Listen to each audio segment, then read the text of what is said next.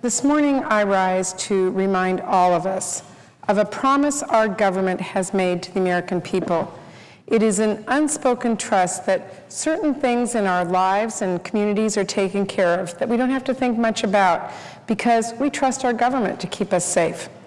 Mr. President, I think most Americans turn on the tap each day and expect the water that they drink to be safe, and they probably don't think a lot about it. We expect that if there's an emergency, we'll be able to pick up the phone and dial 911, someone will answer and send help to us.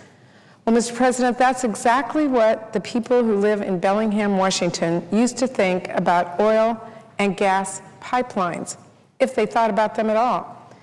But all of our sense of safety and innocence was shattered 10 years ago today when tragedy struck for 3 families and an entire community came together to grieve and to learn and eventually stand up and say, never again. Mr. President, June 10th, 1999 was a quiet, sunny day in Bellingham, Washington, and for a lot of the students there, it was the last day of school for the year. That should have been how it remained, as a day when kids played and celebrated about the coming of summer.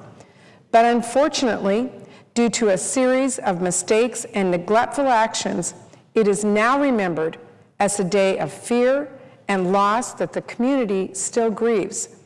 10 years ago today, at around 3:30 in the afternoon on the West Coast, a gasoline pipeline that ran through Bellingham, underground and near Whatcom Falls Park, ruptured, releasing more than 250,000 gallons of gasoline into Whatcom Creek. That gas ignited, sending a huge fireball racing down the entire creek, destroying everything in its path for more than a mile. It created this huge plume of smoke that rose more than 20,000 feet into the air. The photo behind me that you can see was taken just moments after that explosion. Minutes before this, it was just a quiet creek, and this is what it looked like. That dramatic explosion took the lives tragically of 3 young people. Stephen Service and Wade King were playing along the banks of the creek when this tremendous fireball ran across the water and set everything around them ablaze. They were both badly injured, and Stephen threw Wade into the creek and jumped in himself to try and soothe their burns. The boys were burned over 90% of their bodies and both died the next day, and they were just 10 years old. Same afternoon, same time, 18-year-old Liam Wood, who had just graduated from high school 5 days earlier, was fly fishing along this creek. He was overcome by the fumes, lost consciousness, and drowned. Stephen, Wade, and Liam were innocent victims of a horrific accident. But it was an accident that could and should have been prevented. Mr. President, pipeline networks stretch across the entire country. They run under our homes, they run by our schools and our offices. Most people don't even know they're there. In fact, the former Bellingham Police Chief Don Pierce, who was on this scene that day back in 1999, was recently quoted, and he said, "As I was standing there, none of it made any sense because creeks don't catch on fire. I don't think I knew that there was a gas pipeline that ran under there. The chief of police didn't know there was a gas pipeline underneath that." Mr. President, nationwide, the Office of Pipeline Safety oversees more than 2.3 million miles of pipeline that transport hazardous liquids and natural gas under communities across the entire country. They perform a very important service, bringing oil and essential products to our homes and businesses. Prior to this accident in Bellingham, Washington, I'd rarely heard about them myself, and like most Americans, I just assumed they were safe. At first, I thought that this Bellingham explosion was a fluke, something that never happened. But then, when I started to investigate this issue, I was astonished by what I learned. It turned out that what happened in Bellingham that day was not an isolated occurrence. In fact, it wasn't even rare.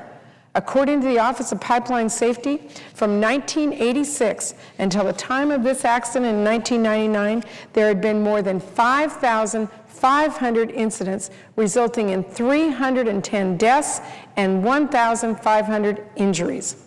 And not only had these accidents destroyed families, They destroyed the environment. At that time, 6 million gallons of hazardous liquid was being released by these incidents every year. 6 million gallons. That's like having an oil spill the size of the Exxon Valdez disaster every 2 years. And the environmental damage was estimated to cost $1 billion. Mr. President, in addition to this horrific loss that was sustained by these 3 Bellingham families, this explosion caused massive environmental damage. In fact, I had been scheduled to be at this exact site just a few weeks later to dedicate a great newly restored salmon spawning ground. Well, when I went there and saw the damage after the explosion, I was just shocked. That blast had destroyed all the plant and animal life in the creek, and a once very lush and diverse habitat had been burned to ashes. Now, again, our community was not unique. At that time, on average, our nation was suffering 1 pipeline accident every single day. Well, Mr. President, while Bellingham may not have been unique in our tragedy, we were one of a kind in our response. Today, 10 years after this unthinkable happened, the story of the Bellingham explosion is also now the story of how a community came together to tackle a nationwide problem and protect other Americans from coast to coast. As we together learned about the problems with inspection and oversight of our national pipeline safety system, the community channeled their grief into action. Through research, I found out that there were inadequate laws, insufficient oversight, too few inspections, and not enough trained inspectors, as well as really a lack of awareness about these pipeline dangers.